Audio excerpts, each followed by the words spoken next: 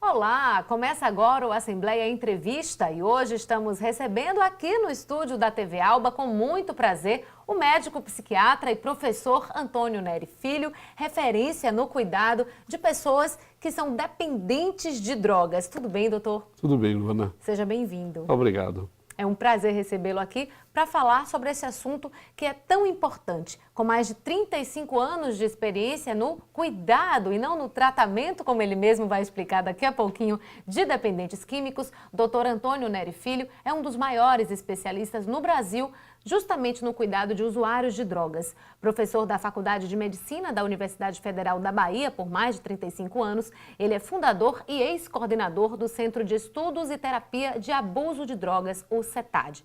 Atualmente é consultor da Secretaria Municipal de Saúde e está à frente do projeto Girassóis de Rua. São muitos assuntos que a gente tem para conversar, doutor Neri, mas eu queria que você fizesse aí um panorama, desse uso de drogas aqui no estado da Bahia. A Bahia não é muito diferente do restante do Brasil, no que diz respeito ao consumo de álcool, por exemplo, ou de medicamentos psicotrópicos prescritos por médicos. De modo que nós não somos diferentes, essa é uma primeira coisa. Droga se consome em todos os lugares do Brasil, umas drogas mais, umas drogas menos, outras do mesmo modo, mas nós não somos, felizmente, nesse sentido, a Bahia não faz diferença. E o consumo de drogas é um consumo antigo. O álcool é pré-histórico quase, os franceses, os romanos inventaram o álcool espremendo e fermentando a uva muito cedo, de modo que essa não é uma questão nova, é uma questão antiga. Depois dos anos 40, os medicamentos psicotrópicos que mudaram completamente o panorama da medicina. Mais tarde, um pouco, nós tivemos a cocaína, esse fenômeno de uso da cocaína, sobretudo na América do Norte, mas fabricada a cocaína na América do Sul. E mais recentemente nós temos a maconha, que é antiga, desaparece, volta, aumenta, diminui, mas ultimamente o que nós temos mesmo é o crack, que é uma forma de consumir cocaína fumada, porque a cocaína é aspirada, ela entra fundamentalmente via aparelho respiratório, sob forma de pó. E atualmente drogas sintéticas também, né, As doutor? drogas sintéticas são muito menos preocupantes, se é que a gente pode dizer assim, porque as drogas sintéticas, elas são utilizadas em festas específicas, com pessoas brancas de um modo geral, bem alimentadas, bem instruídas, que resolvem, durante 5, 7 dias, utilizar estimulantes, em particular os estimulantes, a forma chamada êxtase, que é uma anfetamina, é o mesmo produto que os caminhoneiros usam para fazer longas viagens. E as pessoas ali usam esses estimulantes, dançam e cantam durante 5, 7 dias, que são as chamadas festas eletrônicas. Mas essas festas são tão raras, são tão, eu diria, esparsas ao longo do ano, que não vale a pena a gente se preocupar com elas no calendário do cuidado aos usuários. Sim. Mas claro que a gente precisa, e nós temos também trabalhado com essas festas, na medida que precisa levar água, precisa cuidar das pessoas para não ficarem muito cansadas, é preciso às vezes dizer às pessoas repouse um pouco, e nesse sentido nós estamos lá para cuidar da vida. Mas as festas não preocupam como o álcool, por exemplo, que é o de consumo permanente, abusivo, que cria problema no trabalho, com as famílias, pelos acidentes de trânsito, aí é muito mais sério. Quando eu abri o programa, imagino que muita gente que está em casa pensou, quando a gente fala de droga, pensou em maconha, pensou em cocaína, mas aí logo o senhor trouxe aí os medicamentos de uso controlado, o próprio álcool, o tabaco. Então, assim, são drogas que são lícitas, mas que estão permeando o nosso dia a dia e que, ao seu ver, estão entre as piores, doutor? Assim, se a gente pensa do ponto de vista epidemiológico, quer dizer, o número de pessoas que consomem o que, eu não tenho dúvida de dizer que o grande problema em todos os países do mundo é o consumo de álcool número 1, tabaco número 2, medicamentos em terceiro, os inalantes, éter, cola de sapateiro no Brasil durante um tempo, e lá em quinto ou sexto lugar vem a maconha, numa prevalência, isto é, numa quantidade de pessoas que usam muito menor, infinitamente menor do que a do álcool, do tabaco e do medicamento. Depois vem a cocaína, que ainda é uma droga utilizada por quem tem dinheiro para comprar, porque a cocaína custa caro. Uma grama de cocaína custava há pouco tempo atrás R$ 30. Uma grama, R$ 30. Então você imagina quanto custa 10 gramas ou 1 quilo, não dá para comprar de jeito nenhum. E lá no final vem o crack, que é uma droga de pessoas que eu chamo excluídas dentre os excluídos. Sabe, uma pessoa assim que não tem mais nenhuma possibilidade de resistir a uma vida insuportável, essas pessoas suportam a vida porque elas usam um estimulante do sistema nervoso central, que é a cocaína, sob forma de pedra, que é mais barata, misturada com um bocado de porcaria. As pessoas terminam adoecendo mais rápido, mas felizmente é uma quantidade de gente muito pequena que precisa de atenção, mas não compara de jeito nenhum com o consumo de álcool, de tabaco e de medicamentos. O senhor fundou o CETAD, como eu coloquei anteriormente, e durante 28 anos esteve à frente desse importante serviço. O que o CETAD faz? Que tipo de orientação e de cuidado ele oferece para o usuário de droga? Eu preciso lhe dizer, Luana, antes, por que nós fundamos o CETAD? Porque nos anos 80 nós nos demos conta que não tínhamos na Bahia um lugar onde os nossos filhos e filhas que faziam experiências com a maconha, adolescentes em transgressão, passando da infância para a vida adulta, cheio de sofrimento, em lugar de usar o álcool, eles passaram a transgredir com uma outra droga que foi a maconha. E eles iam para o Juliano Moreira, ou eles eram aprisionados, levados para a cadeia, e eu achei aquilo um absurdo. Eu achei que aqueles filhos e filhas, crianças, meninos e meninas, precisavam de um lugar onde eles pudessem ser acolhidos e cuidados, que não fosse do lado da psiquiatria ou do lado da prisão. E eu propus, então, à Faculdade de Medicina, ao meu departamento de Patologia e Medicina Legal, onde eu ensinava psiquiatria forense, a criação de um dispositivo ambulatorial da faculdade para receber essas pessoas e seus familiares, porque os pais naquela época, como hoje um bocado ainda, não sabem o que fazer quando descobrem que o filho está usando maconha, ou cheirou um pouco de cocaína, ou está bebendo mais do que o que eles acham que deveriam. Então nós criamos em 85, eu levei 5 anos, negociando com o governo, negociando com a universidade. E em 85 nós abrimos esse ambulatório num centro social urbano e não numa área de saúde, porque eu sempre achei que essa questão devia ser tratada mais no social do que na saúde. É muito mais uma questão de o que eu faço, o que eu quero, o que eu posso, por que eu sou assim, o que eu quero na vida. Não só para o usuário, mas para todos que estão ao redor dele. E mais ainda a família. Então nós criamos esse ambulatório que oferecia exatamente isso, acolher famílias e filhos para pensar o que é isto, o que está acontecendo, em lugar de privilegiar a droga como se fosse uma doença. Nós sempre pensamos, e nós estávamos certos, de que o uso da droga era um mecanismo de se lidar com o insuportável, lidar com a dor, lidar com o sofrimento, lidar com a morte. Quer dizer, nós somos finitos, nós humanos, então todos nós vivemos marcados por um sofrimento antropológico, que é o de saber que um dia eu vou morrer. Não tem como eu não escapar disso. É a única certeza que a gente tem aqui. Já se tem dito, a única certeza é que vou morrer. Agora, quando eu penso isso, eu sofro. Eu digo, droga, droga, eu não precisava, eu podia viver um pouco mais, por que não 300 anos em lugar de 70 ou 75? E isso causa um mal-estar muito grande, que eu chamo de o sofrimento fundamental em função da própria condição de ser humano.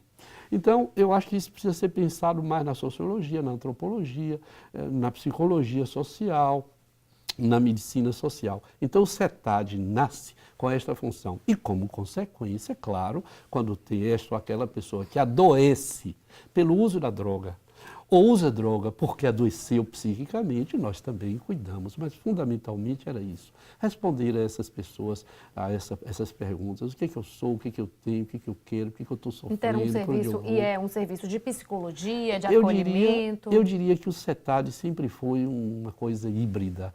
Um pouco de medicina, um pouco de psiquiatria, um pouco de psicologia, eu diria muito de sociologia, muito de antropologia, de uma psicologia social. Portanto, o CETAD não é um lugar, um ambulatório de saúde mental, é um lugar de acolhimento das pessoas que têm alguma dificuldade com algum produto psicoativo. Essa é a melhor definição, eu acho, desse centro.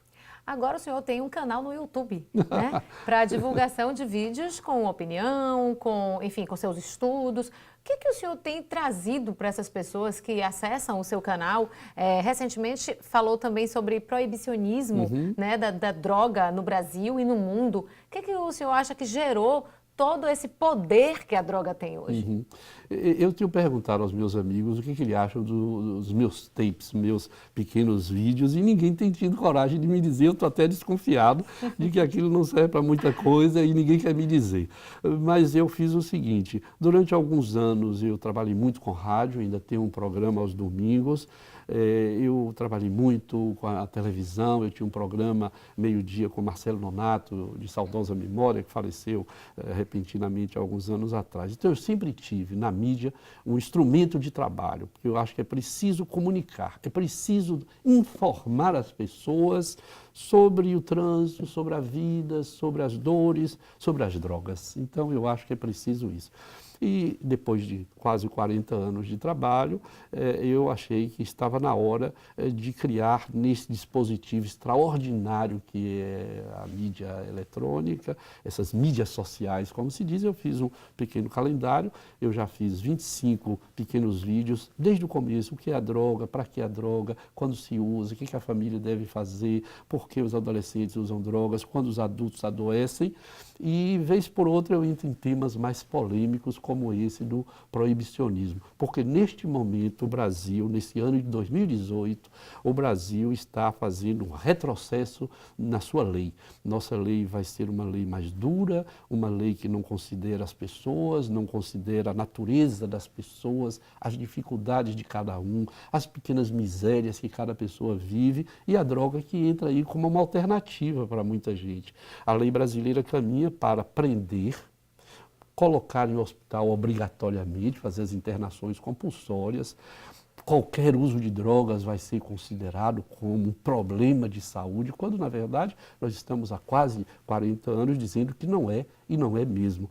Aí eu resolvi que eu precisava alcançar mais gente, e aí resolvi fazer essa incursão pelo YouTube com pequenos vídeos de 5, 4 minutos, dizendo o que eu penso. Aí é minha responsabilidade, mas eu me apoio em 40 anos de trabalho. Eu digo o que é a droga, quando usa, por que usa, quando é que deve tratar, quando não deve, se deve fazer isso, deve fazer aquilo, e as pessoas veem e decidem, porque o que eu quero é informar e não dizer às pessoas exatamente o que elas devem ser, nem o que elas devem fazer, mas que devem pensar com certeza. Se você quiser saber mais, Antônio Nery Filho, procure este canal no YouTube. A gente vai para um intervalo rapidinho e no próximo bloco vamos falar sobre o projeto Girassóis de Rua. Estamos conversando com o médico psiquiatra, especialista no cuidado de dependentes de drogas, doutor Antônio Nery Filho. Não saia daí, o Assembleia Entrevista volta já.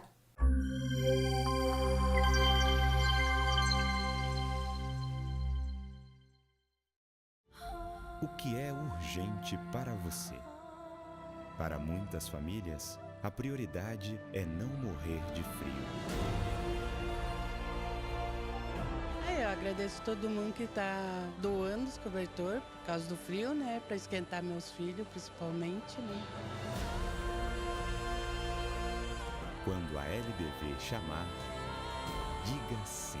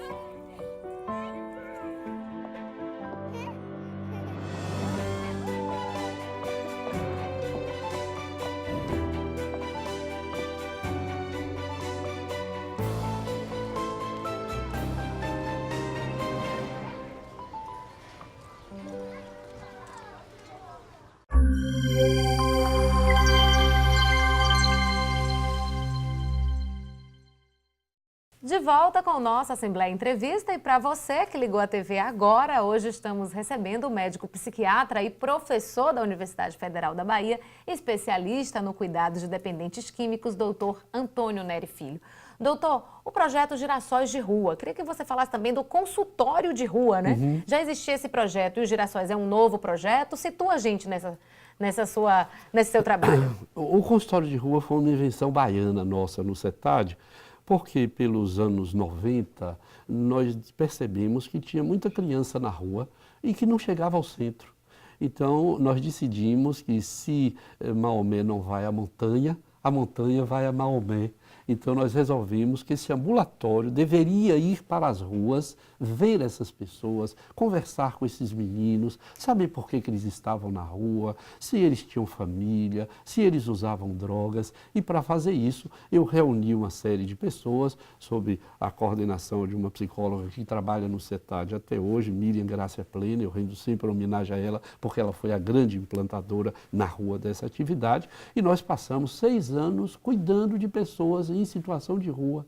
Isso era na verdade não existia um consultório físico, não, era itinerante. Um carro escrito consultório de rua, com uma equipe de 8 pessoas dentro, que saía às 5 horas da tarde e voltava às vezes meia-noite, 1 hora, 2 da manhã, porque o trabalho era na rua, ver quem eram essas pessoas, que doenças elas tinham, que sofrimento de que sofrimento elas se queixavam, que drogas elas consumiam mais ou menos, se faziam sexo protegido ou não. Então nós ensinávamos essas pessoas a usar o preservativo, nós levávamos essas pessoas para fazer exame em determinados hospitais se estava tuberculose, gente que estava grávida e nunca tinha feito um pré-natal e usando drogas, usando maconha, por exemplo, durante a gravidez. De modo que esse é um consultório que nasce para cuidar das pessoas em situação de rua em 1995.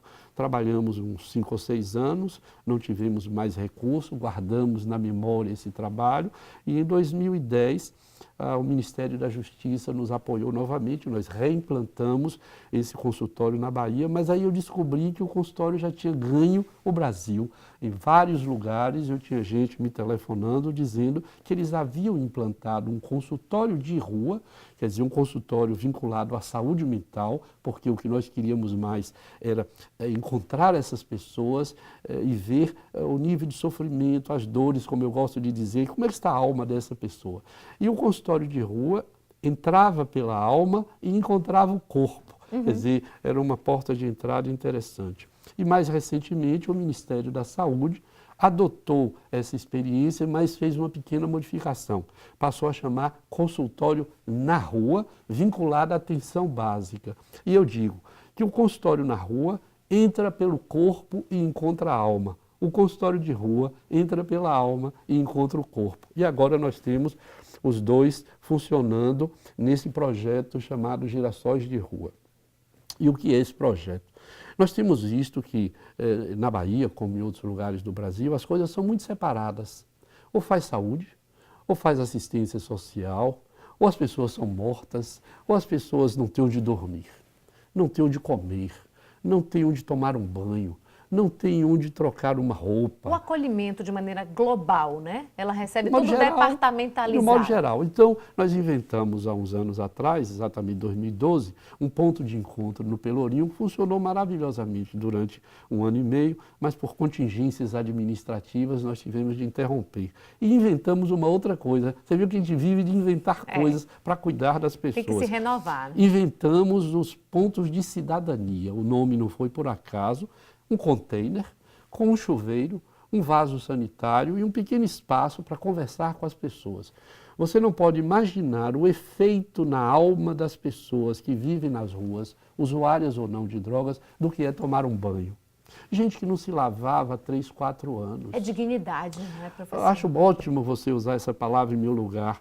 Quer dizer, as pessoas são destituídas de tudo e você precisa ver o que um banho faz. Pessoas tomam banho e parece que não é só o corpo que é lavado, mas a vida dessa pessoa é lavada e ela sai do banho chorando e a gente pergunta o que você tem e ela diz, eu estou limpa, a pessoa. Eu posso ser grosseiro talvez e lhe dizer que tinha gente que nunca tinha feito cocô num vaso sanitário. Nossa. Pela primeira vez, entraram num espaço, fecharam a porta, porque essas pessoas de rua, elas fazem suas necessidades a olhos públicos. E as pessoas, muitas, nunca tinham feito uma coisa dessa num lugar protegido, sossegado, com toda dignidade, porque é preciso ter dignidade também para ir a um vaso sanitário. Na rua não é legal, aos olhos de todos não é legal. Pois bem, nós inventamos esse ponto de cidadania que funciona, está tendo uma pequena interrupção. Ora, fui à Prefeitura de Salvador, conversei com o secretário de Saúde e disse a ele, por que nós não fazemos um projeto que integre consultório de rua, consultório na rua, ponto de cidadania, uma casa de acolhimento transitório, que as pessoas precisam ter um lugar onde repousar, dormir com os dois olhos, porque o povo de rua dorme com um olho só, o outro fica aberto. E por último, um pequeno grupo de pessoas que vai ajudar no encontro de trabalho e renda, porque é o trabalho que torna o sujeito digno. Dá uma oportunidade. Sem né? trabalho, sem ganhar o seu próprio sustento, não adianta você tratar as pessoas fisicamente, cuidar das feridas ou tratar psicologicamente e elas não terem como ganhar a sua vida. Eu ouso até dizer, ganhar o dinheiro até para o uso de sua própria droga, se for o caso. Não tem essa de ter de roubar, não tem essa de ter de tomar as coisas das pessoas. É preciso trabalhar para ter o que as pessoas querem. Portanto, nós chamamos a esse projeto integrado de girassóis de rua, porque eu gosto muito dos girassóis. Eu acho que é uma flor muito forte, uma flor bonita. Não sei se você sabe, à noite os girassóis se voltam uns para os outros e durante o dia eles se voltam para a luz. Então, eu sempre fui apaixonado por esta flor. De vez em quando eu planto um girassol só para ver ele crescer. E uma aluna nossa estava fazendo um TCC, uma apresentação final de um trabalho, e no fim ela distribuiu uns pacotinhos com semente de girassol. Aí eu não tive dúvida, disse, esse projeto tem que se chamar Girassóis. Como nós vamos trabalhar com pessoas em situação de rua, nós achamos que devia chamar de Girassóis de Rua. E ele já está implantado em fevereiro Salvador? Agora. Os consultórios na rua já estão, consultório de rua nós estamos trabalhando, já temos a experiência dos pontos de cidadania, então eu acho que depois do carnaval, porque agora não vale a pena retomar isso, mas logo segunda quinzena de fevereiro nós estaremos na Cidade Baixa e no Pelourinho, 2 grandes territórios, trabalhando com pessoas. Você chamou no começo de dependentes químicos, eu prefiro chamar de usuários de álcool e outras drogas, porque não basta ser dependente. Quer dizer, as pessoas que usam drogas antes da dependência precisam, às vezes, de serem cuidadas, orientadas, aceitas no que elas são. E o senhor também claro, sempre, os dependentes são os mais graves. troca a Sim, palavra desculpa. tratamento por cuidado. Né? Eu Como o senhor prefiro. entende esse acolhimento? Que é importante, porque tem as políticas públicas Sim. de combate ao uso Sim. e tem também aí as políticas públicas de cuidado com quem é usuário. Essa história de combate sempre me irritou muito. Combate lembra guerra, não é? Quer dizer, combater as drogas. Ninguém combate as drogas, você combate as pessoas. Então você vai matar as pessoas, brigar com elas, bater, prender. Eu odeio essa expressão e nunca trabalhei no combate a coisa nenhuma, mas no cuidado. Né? Portanto, eu separo o cuidado de tratamento na medida que o tratamento está uma coisa mais médica. Trata-se de doença. Nem sempre o uso de drogas é uma doença. O uso de drogas é uma circunstância na vida de uma pessoa que pode, às vezes, ser uma doença e precisa de tratamento. Portanto, eu prefiro um termo mais genérico, cuidar das pessoas, acolhê-las, ouvi-las, pensar no que elas nos dizem. Portanto, isso é cuidar, acolher e cuidar. E, evidentemente, quando há necessidade de uma intervenção médica, uma intervenção psicológica mais, eu diria, longa, mais cuidadosa, nós encaminhamos as pessoas para os lugares onde elas podem fazer esse trabalho, incluindo o CETAD, que eu acho um lugar onde se pode cuidar bem, tanto do ponto de vista médico, como psiquiátrico, como psicológico, como social. É um serviço que eu acho que tem estas múltiplas competências e que tem sido referência para muitos outros lugares do Brasil. E nesse cuidado, doutor Nery, é possível que a pessoa, neste caminho, deixe as drogas? Né? Tanto os dependentes, aqueles que já estão numa situação de maior vulnerabilidade, quanto outras pessoas que, como o senhor classificou, não são dependentes químicos? Eu vou lhe dizer uma coisa surpreendente. Muita gente, quando se separa da droga, elas morrem. Elas morrem. Morrem, mas não é simbólica, não. Elas morrem de morte morrida. porque o que sustentava a vida de algumas pessoas era o próprio uso da droga, o que é um paradoxo. Eu posso lhe apresentar pessoas que só conseguem viver a vida que tem dentro de esgotos em Salvador, onde tem ratos, baratas, monstruosidades que você não queira pensar, e essas pessoas sobrevivem lá dentro porque elas usam crack. Parece uma coisa horrorosa dizer isso.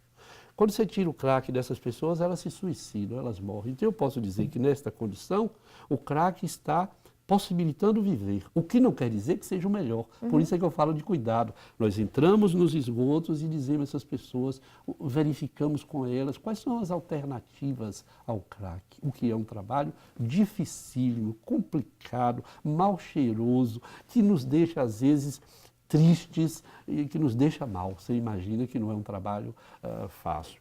Pois bem, nessa circunstância, a droga, ela nem sempre é um mal em si, mas como dizia Geis Pinheiro, um sociólogo, às vezes é a solução que alguns encontram.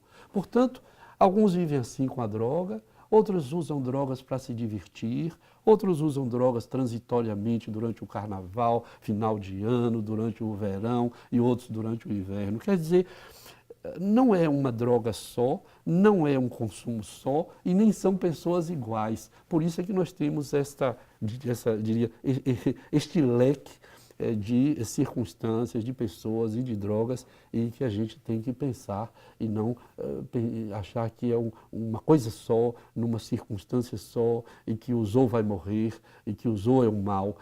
Às vezes sim, às vezes não. Às vezes é o contrário, de modo que nós precisamos estar sempre atentos e cuidadosos, mas sobretudo olhando para as pessoas e nos perguntando e perguntando às pessoas por quê, para quê, como, esse cuidado, né? Esses serviços são oferecidos também, além obviamente, da vontade de estar ali, de ser um ponto de apoio para essas pessoas, mas no sentido também de despertar essa consciência nelas, para que elas busquem outras alternativas para enfrentar, enfim, se utilizar da droga conscientemente daquilo, e se não, poder ter um outro caminho? Você me fez uma pergunta simples, eu fiz uma resposta tão complicada que você inteligentemente voltou ao mesmo, e eu acho que você tem toda a razão. É evidente que nosso trabalho não tem a perspectiva de curar, de salvar pessoas, de separá-la necessariamente da droga, mas de verificar o que é melhor para essa pessoa a partir dela mesma. Algumas vezes ela permanece usando uma droga mais simples, como a maconha, outras vezes ela permanece numa droga mais grave, como o crack, às vezes ela sai da maconha e vai para o medicamento, e às vezes, para responder a sua pergunta, há pessoas que encontram outras alternativas na vida, um amor, um trabalho, uma religião, por que não, né? Às vezes encontram uma mulher, eu tive pacientes que encontraram uma mulher forte, bonita, bem feita, de uma cabeça boa, e essa pessoa fez uma troca, se você me permite, sem ser aqui machista, fez uma troca extraordinária na vida, que foi deixar a droga pelo amor de uma mulher. E eu encontrei também ao longo de minha vida mulheres que deixaram drogas por amor ao filho, por amor ao trabalho, ou mesmo por amor ao homem, ou por amor a uma igreja. Várias estão fazendo isso hoje no Brasil. Ou como resultado de um acolhimento bem feito, de um cuidado muito bem executado. De modo que quando você oferece as suas orelhas a alguém, mas sobretudo quando você oferece as mãos às pessoas que estão atoladas em determinadas circunstâncias, não só na droga, mas em diversas circunstâncias, ela segura e a gente pode sair. Outras vezes a gente não consegue, mas é assim a vida, nem sempre ganhando, nem sempre perdendo, mas lutando sempre. Com certeza. No próximo bloco, a gente continua a nossa conversa com o médico, psiquiatra e especialista no cuidado de pessoas dependentes de drogas. A gente volta daqui a pouquinho com as perguntas dos nossos telespectadores. Não saia daí, o Assembleia Entrevista volta já.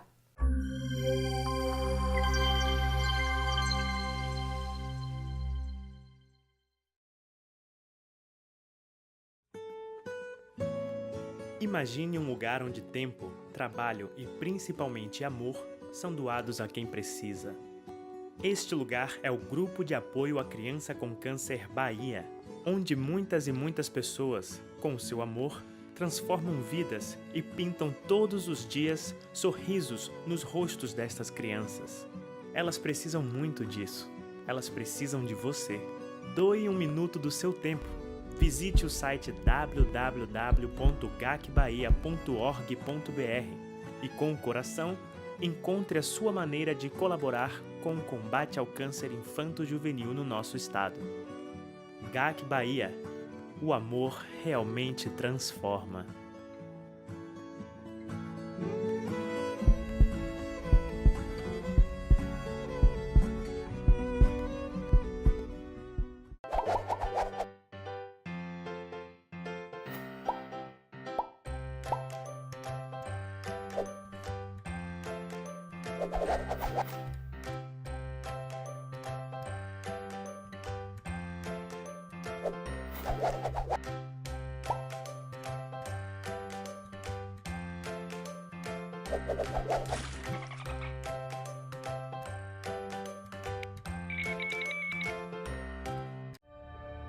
Y vi que tenían a mi amigo amarrado de sus manos y de sus pies y con una venda en su cara.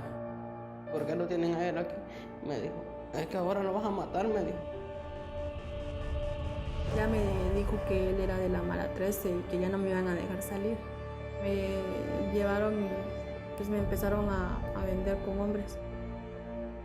Guerra de gangues e uma violência constante transformaram os países do Triângulo Norte da América Central em uma das áreas mais perigosas e sangrentas do mundo. Milhares de crianças e seus familiares estão sendo obrigados a se deslocar de El Salvador, Guatemala e Honduras, fazendo o possível para se manterem vivos. A Agência da ONU para Refugiados está presente, trabalhando incessantemente para levar a paz a estas vidas despedaçadas. E com a sua ajuda, podemos dar a essas famílias a segurança que merecem. As crianças em fuga precisam de sua ajuda hoje, antes que seja tarde demais.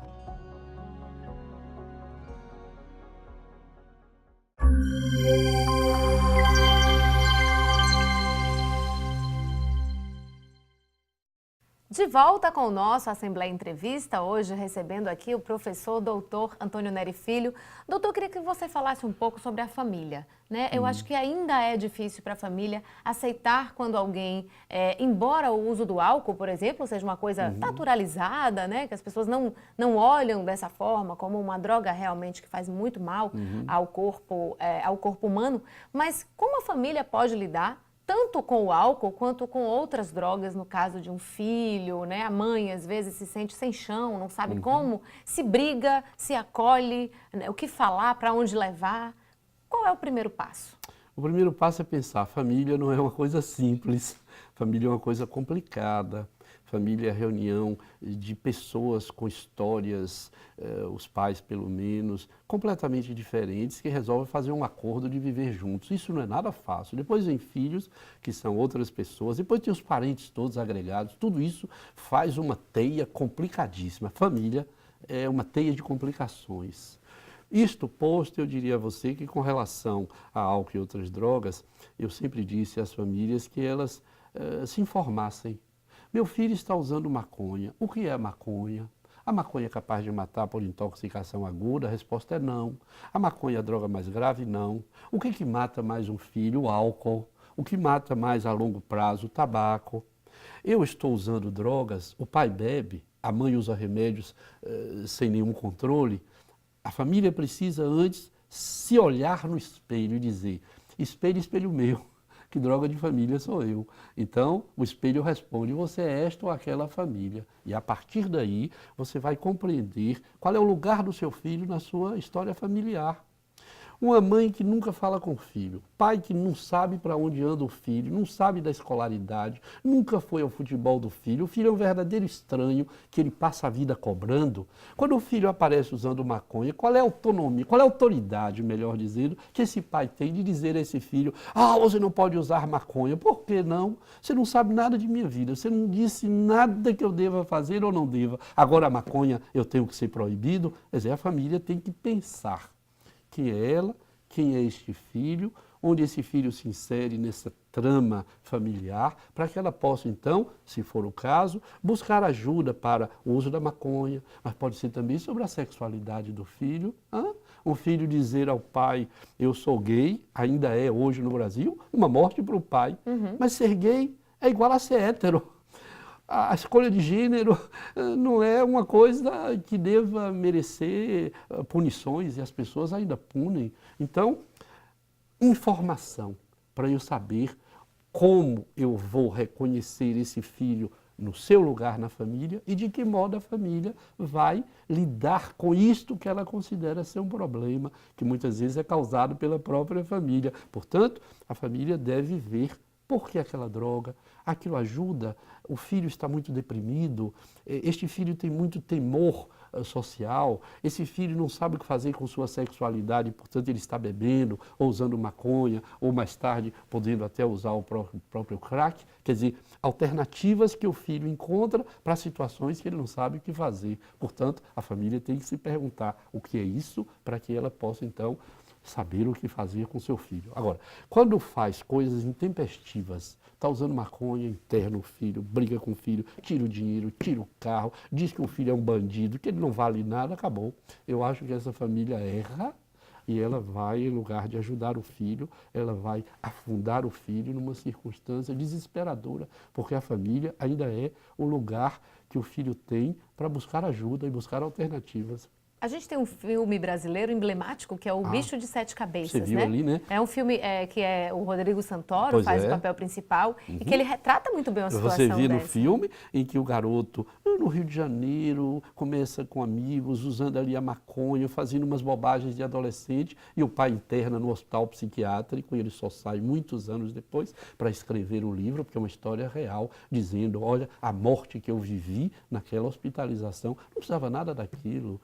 A passagem pela maconha, de um modo geral, quando a família é competente para acolher o sofrimento do filho e lidar com aquilo que nem sempre é o que a família espera, o filho atravessa a ponte. Eu costumo dizer, Luana, que as famílias devem ser o apoio direito e o apoio esquerdo, a margem direita e a margem esquerda dos filhos que devem atravessar uma ponte. Se essa ponte não tem margem, ou se essa ponte está fraturada lá no meio, pode ter certeza que os filhos vão despencar no vazio, ou então vão encontrar alternativas, de modo que a família deve pensar sempre, nós somos a sustentação dos nossos filhos, mas nós temos de pensar que os filhos nascem de nós, portanto, problemas dos filhos são também problemas da família. De um modo geral, a família acha que o problema do filho é do filho que ela tem que resolver. Resolva primeiro o seu problema enquanto família, que você certamente vai resolver o problema do filho. Doutor, vamos agora às perguntas dos nossos telespectadores, tentar responder aí o maior número possível. O Tiago Ribeiro do Barbalho pergunta, na sua visão, a droga atrai a violência ou a violência atrai as drogas? Eu diria que nenhuma coisa nem outra, é o comércio da droga que é violento. Por isso eu defendo tanto a legalização de todas as drogas, porque este comércio brutal, este comércio que tem como única regulação a morte, precisa acabar. O governo, o poder público precisa legalizar este comércio para regular a produção, a oferta e o consumo. Portanto, a violência está no tráfico, não está na droga. O Paulo Aguiar da Pituba, como o senhor avalia as ações do poder público baiano contra as drogas? Muito frágil. O governo estadual faz muito pouco, a Bahia tem muito pouco serviço voltado para as pessoas usuárias de álcool e outras drogas, e eu acho que o município também está carente. Na Bahia tem 3 centros de atenção psicossocial para cuidar de usuários de drogas. Ora, se a Bahia tem 3 milhões, Salvador tem 3 milhões e meio de habitantes, 3 serviços é uma brincadeira, de modo que nós deveríamos ter pelo menos 10 CAPs AD para cuidar de uma parte dessa população. De modo que eu acho que tanto o Estado da Bahia quanto o município de Salvador em particular estão longe, muito longe de oferecer o que deveriam. Os consultórios de rua e na rua existem fora de Salvador em outras cidades baianas? Sim, existe em Vitória da Conquista, por exemplo, em Itabuna eu tenho notícias que nós tivemos esse consultório, mas são poucos. Os prefeitos compreendem muito mal a questão da droga, porque os prefeitos, de modo geral, pensam que a droga é o mal e que o mal está na droga e não compreendem que as pessoas é que precisam ser cuidadas e nós precisamos ter dispositivo para as pessoas. Agora, tem muitos lugares no Brasil que tem bons e múltiplos consultórios de rua. Rio de Janeiro, São Paulo, Minas Gerais, Pernambuco, tem vários estados no Brasil onde os consultórios de rua e na rua são política pública. Na Bahia nós estamos ainda andando muito devagar, em que pese ter sido criado na Bahia os consultórios de rua. E eu imagino que o senhor seja contra aquele tipo de ação na Cracolândia, em São Paulo, de pegar essas pessoas e tentar limpar as ruas, né? absurdo, eu nem preciso dizer o que é colocar água gelada nas pessoas que não têm para onde ir, pessoas que não têm dinheiro, pessoas que foram afastadas da família ou se afastaram da família, e essas pessoas encontram na rua um lugar de vida. Em lugar do poder público paulista apoiar essas pessoas, como fez o governo anterior, que criou de braços abertos, quer dizer, um modo de acolher essas pessoas. O atual governo acha que ele pode acabar com as populações de rua. Quando as populações de rua acabarão? Porque haverá sempre uma família fracassando, haverá sempre alguém indo para as ruas. Quer dizer, na minha perspectiva, o poder público deve estar preparado para permanentemente cuidar das pessoas que fracassaram em algum lugar e foram para a rua. Vamos à pergunta da Aline Conceição de Massaranduba. Professor, há algum estudo que aponte qual a forma mais eficaz de combate às drogas? De combate eu não sei, porque combater é um negócio de guerra. Você bota um capacete, bota arma e as pessoas vão brigar. Não sei. O que eu sei é que todos os trabalhos mostram que a guerra às drogas, isto é, lutar, colocar o exército, armas para lutar contra as drogas, isso foi um fracasso nos últimos 100 anos. Tudo que cuidou de pessoas deu certo. Tudo que foi luta contra a droga, tocar fogo nas plantações de maconha, matar traficantes, matar usuários de drogas, isso é que se chama guerra às drogas, isso só deu sofrimento para as famílias e perdas de vidas que nós poderíamos ter poupado. Bom, o Hilton Santos da Avenida Paralela, quais são as formas mais eficazes hoje de reabilitar pacientes usuários de drogas? Depende do usuário de drogas, depende da droga, depende da circunstância. Eu diria a você que tem muita gente que não dá para reabilitar porque ele nunca esteve dentro. Como é que eu reabilito quem sempre esteve fora, quem nasceu na miséria, cresceu na violência social, não pôde estudar porque a escola não suportou aquele menino estranho, negro, feio, danado, que pergunta muito, que quebra as coisas, que come tudo. Isso nunca esteve inserido do ponto de vista, digamos, da classe média, nunca esteve inserido. Portanto, como falar em reabilitação para quem nunca esteve no lugar em que deveria? Então, essa é a questão. Antes de pensar em reabilitar, eu acho que nós deveríamos pensar em como fazer para que nossos filhos e filhas todos tenham as mesmas oportunidades e que alguns não fiquem de fora das chances de estudar e de, digamos, ocupar um lugar melhor no social. O Aquiles Ferreira do Palmiúdo pergunta quais os principais problemas de saúde que podem estar associados às drogas. Depende. O maior problema associado à droga não tem problema de saúde, que é beber e dirigir. Bebe, dirige e morre. Mata. Não tem problema nenhum de saúde, mata, você está dizendo, obrigado. Então, não é uma questão de saúde, é uma questão de informação, é uma questão de responsabilidade social, é uma questão de reduzir a propaganda na mídia da cerveja, porque o Brasil é movida, a nossa mídia, a cerveja. Quer dizer, nós precisamos dizer às pessoas que a cerveja não é igual a uma mulher bonita. Uma mulher bonita é uma mulher bonita, um homem bonito é um homem bonito. E uma garrafa de cerveja tem dentro um líquido, quando você toma e dirige, você morre. Portanto, não pode se associar isso com prazer, com alegria, com o verão, com a Vera Verão, que se fez aí outro dia, uma propaganda lindíssima. Agora, tem pessoas que têm câncer de pulmão porque são tabagistas. Nunca terão câncer de pulmão se usarem só maconha. Eu não devo dizer nunca, mas a chance é muito menor de ter um câncer de pulmão usando maconha uma vez por semana do que usando 20 cigarros de nicotina por dia. Você vê a quantidade no final de 10 anos. E é preciso ver o que tem por trás disso tudo, Claro, de comércio, de interesse. Claro. Portanto, eu não respondo a isso assim diretamente. Qual a doença mais? Depende da pessoa, depende das circunstâncias de vida dessa pessoa, depende da droga que essa pessoa usa e muitas vezes ela morre sem ter nenhuma doença pelo uso de álcool, por exemplo, que é o mais comum entre nós. Doutor, para quem está em casa e precisa de cuidado ou tem alguém que gostaria de indicar um cuidado, como no CETAD, por exemplo, a gente pode dar um número do serviço? Acho que deve. Eu acho que na Bahia tem 2 bons serviços. Na verdade, na Bahia tem 2 CAPS-AD, um em Pernambués, eu não sei de qual telefone, e outro em Pirajá, 2 CAPS-AD. A Universidade Federal, Faculdade de Medicina, tem um centro que fica no Pelourinho, dentro da Faculdade de Medicina, se chama Centro Gregório de Matos. E no Canela nós temos o CETAD, que tem um telefone, o 3283-7180 e 7181. 3283-7180. Liga para lá, às vezes dá trabalho para conseguir falar com a secretária, mas tente e com certeza você vai ter uma marcação de um horário, vai ter uma resposta, vai ter alguma ajuda. Doutor Antônio, muito obrigada. Antônio Nery Filho, nós conversamos aqui com médico psiquiatra, especialista no cuidado de pessoas que usam drogas e que precisam de ajuda, de acolhimento, de amor, não é, doutor? Isso, de cuidado. Por isso que eu gosto, você vê porque eu gosto da palavra cuidado. Cuidar implica tudo isso. Afeto, atenção, amor, cuidado médico, eventualmente uma atenção médica. De modo que sou eu quem agradece a você. Foi um prazer tê-lo aqui no estúdio da TV Alba. Parabéns pelo trabalho. Obrigado. Muito obrigada e obrigada a você que nos acompanhou até agora. Você pode rever essa entrevista e também compartilhá-la. Acompanhe a TV Alba nas redes sociais e também pelo site tvalba.ba.gov.br. Obrigada pela sua companhia e até o próximo Assembleia Entrevista. Tchau, tchau.